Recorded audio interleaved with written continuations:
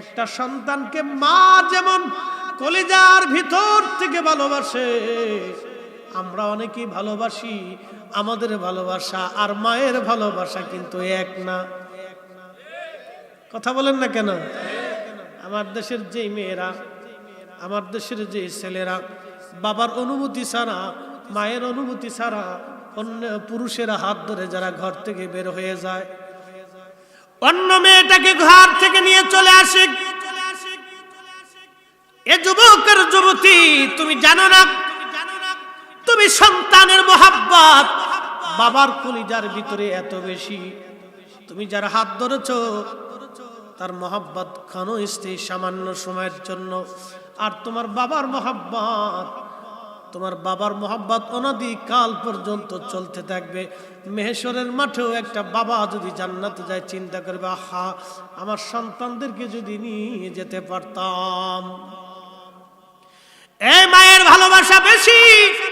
পৃথিবীতে একটা মা সন্তানকে কলিজার ভিতর থেকে ভালোবাসে, কলিজার ভিতর থেকে ভালোবাসে। আল্লাহর নবী একদিন মেলার মধ্যে চলে গেলেন, বাণিজ্য মেলা হলো মদিনাতে। সাহাবে کرام দেখলেন একটা মহিলা একটা বাচ্চাকে জড়িয়ে ধরে কাঁদতেছে। নবী বললেন, সাহাবীরা রে, ওই মহিলা কেন বাচ্চাটাকে জড়িয়ে ধরে কাঁদে, বলবা কি? সাহাবীরা বলেন, ইয়া নবী আল্লাহ, এই জন্য কাঁদে গো নবীজি, এই জন্য কাঁদে যে ওই মহিলার বাচ্চা মেলার মধ্যে হারিয়ে গিয়েছিল, ওই বাচ্চাটাকে সে খুঁজে পাইছে। মা সন্তান পাওয়ার আনন্দে জড়িয়ে ধরে ধরে মা কাঁদতেছে, জড়িয়ে ধরে ধরে মা কাঁদে। হুজুর, এই কান্না আনন্দের কান্না, এই কান্নাটা খুশির কান্না। আল্লাহ নবী ডাক দেয় বলেন, সাহাবীরা রে, তোমরা জানো আল্লাহ পাক ভালোবাসাটাকে 100 ভাগে ভাগ করলেন। একটা ভাগ আল্লাহ পাক তামাম সৃষ্টির মধ্যে আল্লাহ দিলেন। মায়ের হৃদয়ের ভিতরে আল্লাহ সন্তানের প্রতি ভালোবাসা দিলেন। এই জন্য দেখবেন একটা মা শীতের মধ্যে রাত্রিবেলা ঠান্ডায় মা ঘুমায়, কিন্তু বাচ্চাটাকে মা কম্বল কাঁথা দিয়ে জড়িয়ে ধরে রাখে।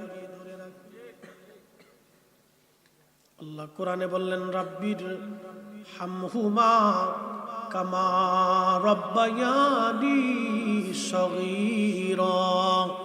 আল্লাহ বলেন, আলহামদুলিল্লাহি রাব্বিল আলামিন।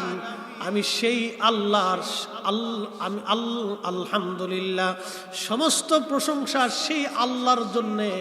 কোন আল্লাহ? কে আল্লাহ? কি আল্লাহ? কোন আল্লাহ? কে আল্লাহ? কি আল্লাহ?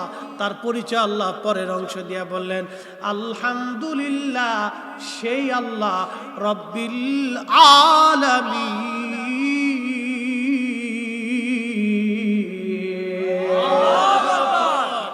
সেই আল্লাহ যে আল্লাহ রব। প্রশ্ন করবেন, হুজুর আমাদের দেশে তো আব্দুর রব আছে, আরবিতে বলে রব, বাংলায় বলে লালন পালন করনেওয়ালা। লালন পালন কি? আল্লাহ নিজে রব, আল্লাহর পরে আল্লাহ আরেকজনকে রব বলেছেন, তিনি রব্বির হামহুমা।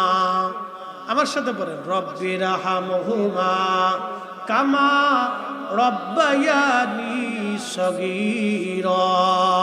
তিনি অন্য কেউ না, তিনি আমাদের মা, আমাদের বাবা। কথা বলেন ঠিক কিনা?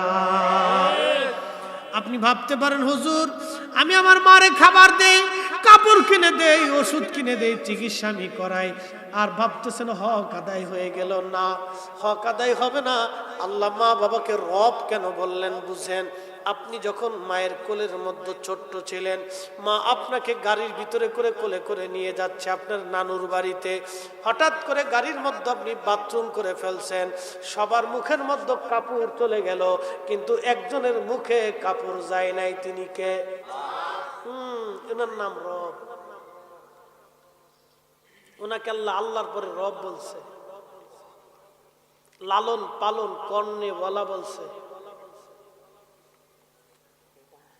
সবার মুখের মধ্যে কাপড় চলে গেল,